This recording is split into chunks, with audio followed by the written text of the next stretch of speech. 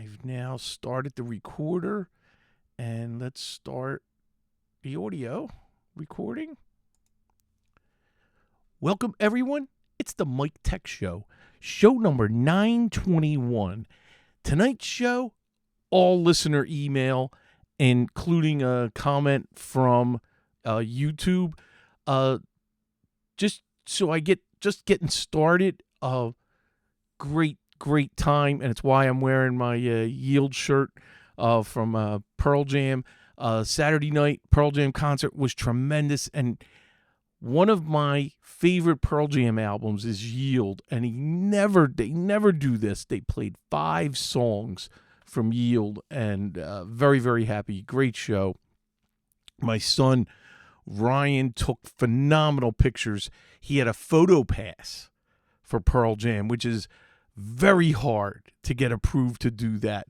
So he had to do the first 3 songs and then missed a couple songs because after that he has to go back to the car, put away his camera equipment, and then he met me up at the seats. So had a wonderful time. I have been crazy busy. That's why I'm getting an early start tonight, because I have 2 big quotes to work on. One, a quote for the dental office is finally pulling the trigger, and we have, of course, a start date that is, we're not going to meet, and he knows this. So I was literally with my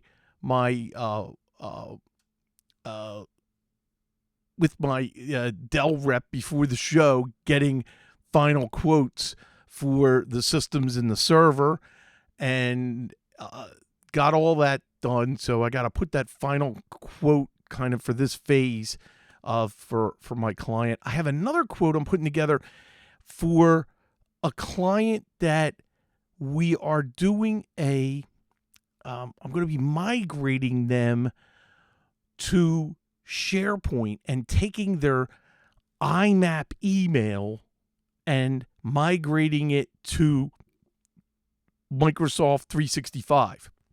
So that's a lot of work. Tomorrow I have an email migration going from ShareWeb to Office to Microsoft Business 365. That's a small one. It's only a couple email accounts.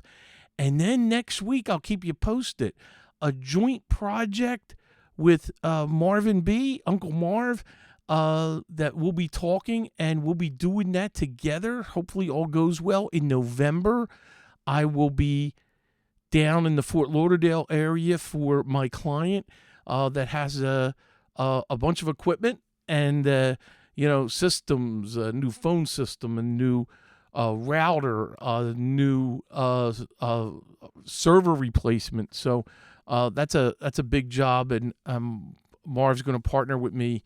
So because I need the help. So anyway, that'll start next week.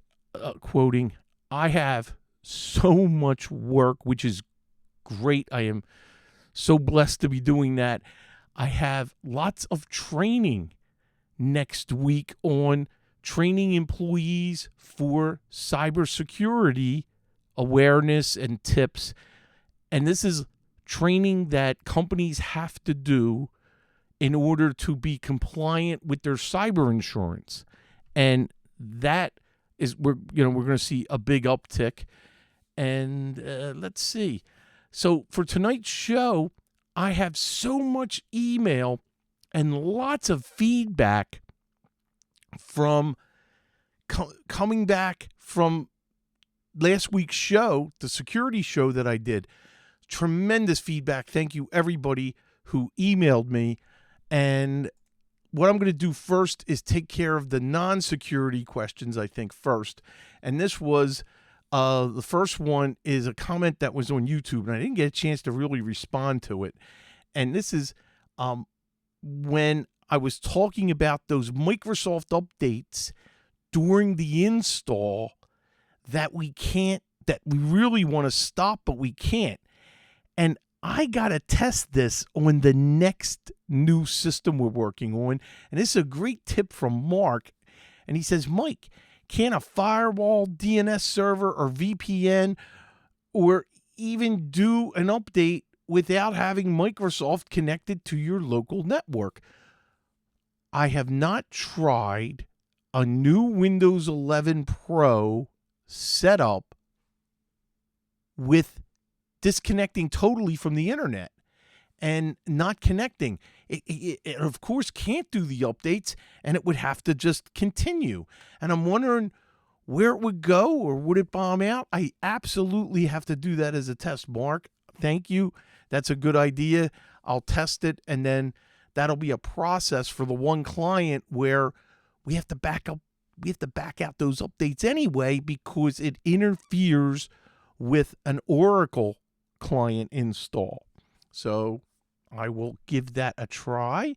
And our great moderator, Taz Cools, this week sent me, this was great. Hey, have a friend that has a Hotmail account and was gone for 10 days, and now looks like Hotmail is no more. And he said, I saw from the show regarding Classic Outlook, she just accessed through hotmail.com, which looks like old Outlook. Downloaded the Classic Outlook, but then got attached, he attached an error. And I'm like, no, stop. So I reply back, just sign in with your Hotmail credentials, but do it at outlook.com and all will be well. Now, it's another thing trying to get the email on Outlook, which I have not had good luck with, or it's been sporadic. It'll work for a little bit and then stop. That was my big complaint on that show. But anybody who has trouble with your Hotmail address, you can log in to outlook.com with your Hotmail credentials, and everything's going to work. So now let's, this is from Bob, and he goes, about a year ago, my son asked me to put together a gaming machine if he bought all the parts. So I told him I would. So he bought an MSI motherboard, 13th gen Intel Core i9, the 13900, NVIDIA GeForce RTX 3060, Samsung NVMe, and 64 gigs of Samsung memory. So I put it all together for him, and it ran perfectly for about 8 months. And then he started having issues with it kicking him out of games to the desktop. This happened with several different games, mostly DX12 games, and also Discord. And Discord's the forums that I finally signed into tonight, right during the pre-show, because it's been so long. And I'm no excuses. I am back though on it. So we started looking into this and found that many others were having this same issue and had a bunch of things they suggested to try to fix it. It appeared to only affect the Core i9 13,000. How do you pronounce that? Anyway, the 13900K and the Core i7 13700K CPUs. Later, I found out that the 14th gen Core i9 and Core i7 were just overclocked 13th generation CPUs, and that is why they also had the same issue. We went through a bunch of suggestions, and none of them resolved the issue. This was an example of some of the suggestions, and he goes through a bunch of examples. He continues, then finally, Intel admitted there was an issue after blaming third-party motherboard makers. For several months, Intel has been investigating reports that high-end 13th and 14th generation desktop CPUs, mainly but not exclusively the Core i9 and 13900 and 14900, were crashing during gameplay. Intel partially addressed this issue by insisting that third-party motherboard makers adhere to Intel's recommended default power settings. And to see, here's what I was wondering. If they're overclocking, and by the way, I know gamers overclock it, but now you suffer what you're doing here. And I will not. But remember, I'm dealing more with business systems. I'm never going to overclock a CPU. But if you're getting motherboards pre-overclocked with, well, there's a chance of getting issues. So he continues that Intel recommends the default power settings in their motherboards, but the company said it was still working to identify the root cause of the problem. The company announced yesterday that it has wrapped up its investigation and that a microcode update to fix the problem should be shipping out to motherboard makers in mid-August following full validation. Microcode updates like this generally require a BIOS update, which is exactly what Mr. Sam in the chat just said. So exactly when to patch your specific motherboard will be up to the company that made it. Intel says that an analysis of defective processors confirms that the elevated operating voltage is stemming from a microcode algorithm resulting in incorrect voltage requests to the processor. In other words, the CPU is receiving too much power, which is degrading stability over time. If you're using a 13th or 14th generation CPU and you're not noticing any problem, the microcode update should prevent your processor from degrading. But if you've already noticing stability problems, Tom's Hardware reports that the bug causes irreversible degradation of the impacted processors and that the fix will not be able to reverse the damage that has already happened. This is interesting, and that's why I wanted to read this. There has been no mention of 12th generation processors, including the Core i9, 12900, suffering from the same issues. The 12th generation processors use Intel's Alder Lake architecture. He continues, Tom's Hardware also says that Intel will continue to replace CPUs that are exhibiting problems and that the microcode update should noticeably affect CPU performance. Intel also separately confirmed speculation that an oxidation-related manufacturing issue with some early 13th generation Core processors, but that the problems were fixed in 2023 and weren't related to the crashes and instability that the microcode update is fixing. Then they put out that the motherboard manufacturers would be putting out BIOS updates to fix the issue. However, as Tom's Hardware put out, that the bug causes irreversible degradation of the impacted processors and that the fix will not be able to reverse the damage that has already been done. He goes on, we have also gone through and updated all the system drivers. The games that were causing the issues were also updated. All OS updates have been done. DirectX updated.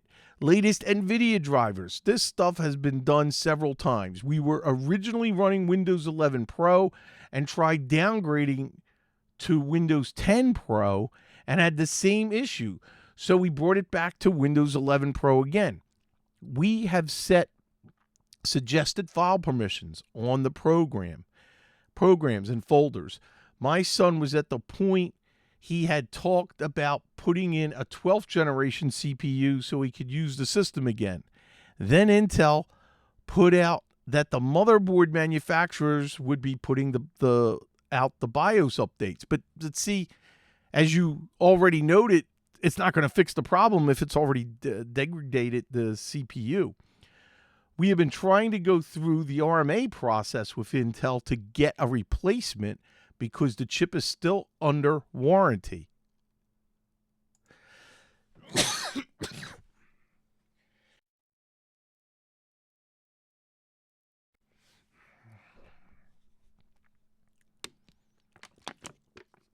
Okay.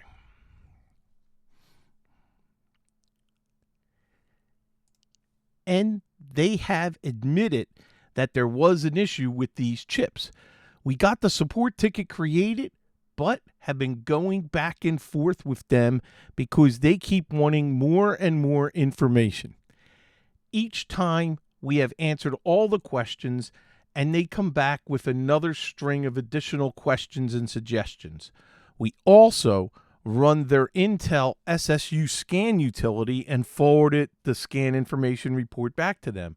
They wanted to make this as painful as possible until you give up. And but I, like you, have been in IT for a very long time, 1984, he says for him, and I am not going to let go of this. Here is an article from arstechnica.com, and I'm going to put I will put that in the show notes. So, Bob, let me know if you finally get a resolution with Intel, but I don't think you will. And it looks like you're going to have to do a different motherboard. I'm wondering, I'm not a gamer. Has anybody ran into these things? Let me know. Email me, MikeTechShow@gmail.com. I would love to know, how big of a problem is this? You know, for the 13th and 14th generation CPUs for the Intel and Core i7, Core i9, I got a lot of them out there in production. I will say I have more Core i5s, 14th generation, than I have anything else, because that's a great price point that I get on the Dell Optiplexes. I like the micro, the real small, and I get the 14th generation Core i5, and then minimum 16 gigs of RAM, minimum 512 gig NVMe, and knock wood, I've been very happy and we've had no crashes or anything like that. But then also they're not running games and they're not really stressing out the CPU. But I would like to hear from everybody. You know, have you ran into this? Have you had a problem? Have you went through trying to get a replacement CPU? Because it looks like that's the only answer. You'd have to go buy a new CPU with the latest BIOS fix. So hopefully, Bob, you will get this resolved and keep me posted. I really appreciate it. So, lots and lots of feedback, and I've got a couple here that I'm going to mention, and this is from David. Great show, 920. I had froze my credit about 2 weeks ago with all three bureaus, and he has lots of comments here. How long does a credit freeze last? A credit freeze stays in place until you lift it. You can unfreeze or thaw credit temporarily when you want to apply for new credit.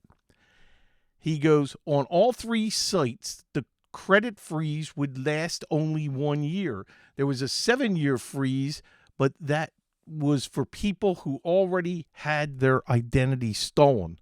Also, all three credit freeze, since it would only last a year, Also, all three offered to attach a free fraud alert on the credit report. I accepted.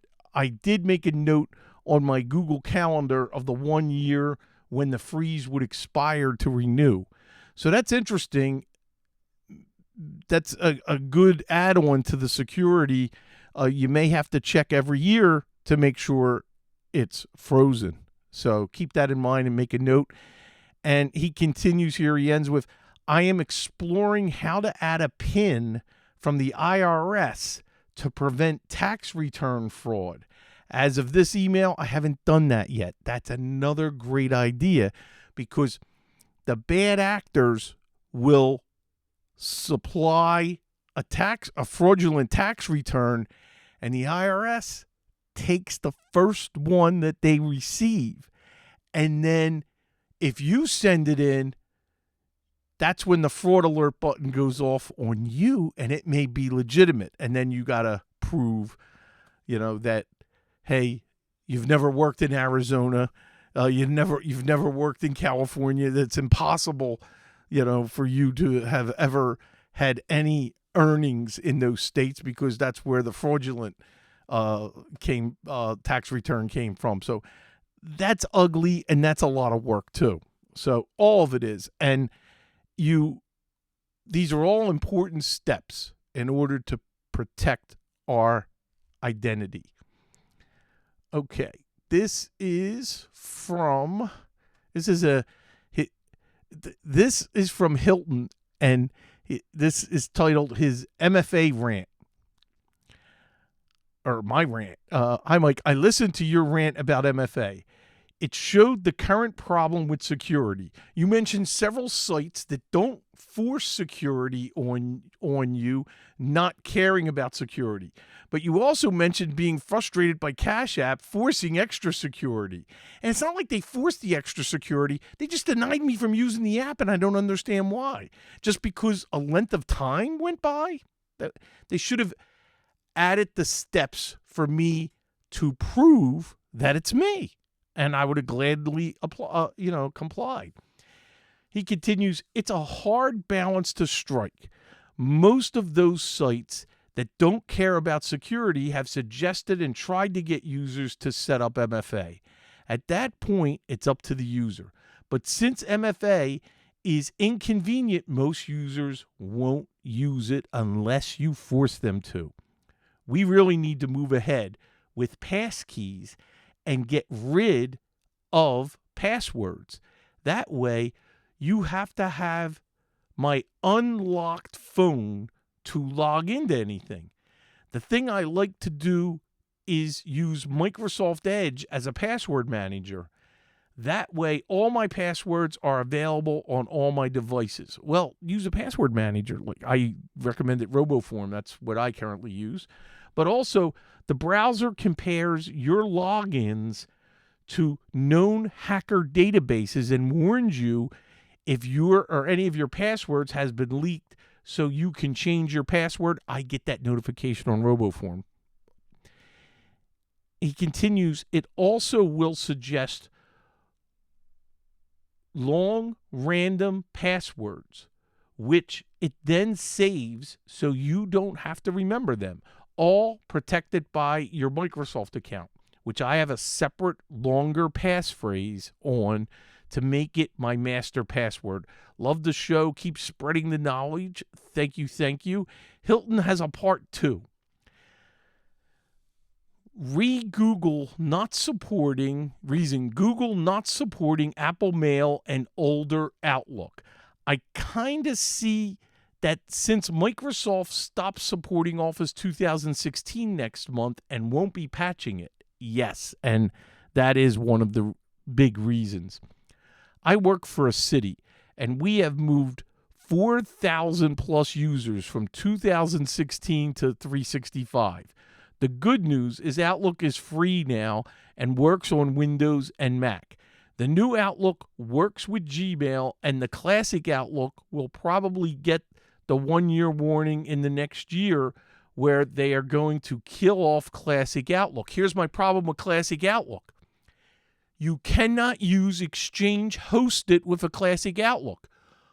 What about AppRiver? What about SureWeb? What about all these big hosted Exchange companies that have, millions of email users?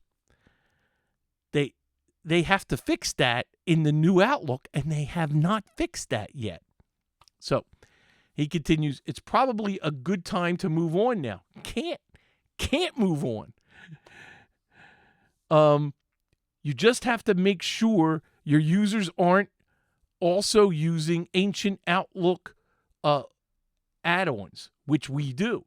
That's another problem. Yes, older Outlook add-ins that won't work with the new version of Outlook. That's another problem. Those people are still working for now, but we know they will eventually be forced to move on to something else. Hilton, thank you very, very much for that. I really appreciate all that info.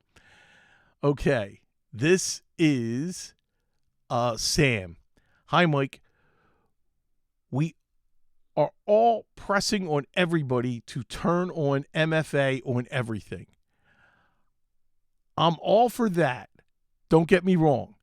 I only miss one thing. How can people get to their MFA codes when they have a new device? That would be not a new device, but a new phone number. But I'm going to stop here. And Sam, I haven't read the rest of your email yet. I'm doing this live. One of the problems that I mentioned I ran into was the Microsoft Authenticator app and all the work I put in for clients on the phone, and that did not transfer, and it is the same phone number. So as long as you have the same phone number, but I hear you, some are not just the phone number and they tie it to the device, and you almost have to reset the MFA, and not everybody's going to allow that because they're going to think you're a hacker or bad actor. So you pose a great question. Most of us store those MFA codes on our mobile phone by using an authenticator app. Yes, I work in IT, and I get a lot of calls from people telling me that they have a new phone and they want to set up their email, for example, and then you come to the realization that they need to do MFA. They tell me, well, now what? I don't receive a code. Well, no, you don't, because you have registered that via an authenticator app on your old phone. Now, if it's Microsoft, we as an admin can go in and have it reset the MFA. So people then throw away their old phone before they fully set up the new one. Very strange if you ask me, but okay. Well, no, they're not throwing it. A lot of them are trading it in. They're getting money, and you can't keep your old phone. I can reset the MFA, yeah, here you go, on their Business 365 account, but other than that, it's out of my hands. I completely agree. The point is, we have to have a way for people to make backups of your MFA codes. And then how do you protect that? He goes on, may they be maybe an export or an import onto a secondary device, or letting the codes sync to the cloud. I know you can back up the codes using the Microsoft Authenticator app via personal Microsoft account. I don't know why I can't do that backup with a business account, but okay. No, that's not okay. That's a beef I have with Microsoft. He goes on, I personally use a combination of the Microsoft Authenticator app and RoboForm. I let RoboForm sync all my MFA codes to the cloud. We are setting up MFA to all sorts of services online, and we don't want people to lose access to those codes when something happens to their device. I want to ask you to share this in your podcast since it is so important and yet so much forgotten. Sam, thank you so much. You bring up one of the big issues, and I've ran into this changing phones. I can't even conceive, what if you change your phone number? How hard that is. And how would you prove that I'm thinking, like, how can I prove that to my bank if I change my phone number? So that is very hard. That's why, and this is expensive and very difficult, you have to have multiple ways of identifying your identity, proving who you are. If that device is not available, and some places do have this option, and Microsoft does, how about another way? Is there an alternate email that is set up, or a call phone number that I'm trying to think? I don't know how many other ways can they give us, but we need multiple secure ways of authenticating ourselves. And we have MFA, and that's great, but it also comes along with all the problems that you just outlined. So there we are. That's it for tonight's show. See, I had a nice stack of email, and I wanted to get to all of them and cover everything because I think this is like a great follow-up and add-on to the security show, and I appreciate so much everybody's feedback. Thank you. Please stay subscribed to the show. Visit MikeTechShow.com for all the show notes and any info, anything that's happening with the show. I'll put it there. Don't forget the Discord forums, and the invitation is always in the show notes. Subscribe to my YouTube channel. Michael Smith MTS is the channel for all the videos. And again, email me. I love the emails. Keep them coming. MikeTechShow@gmail.com. That is it for tonight. See everybody next week. Same time, same channel. Bye-bye.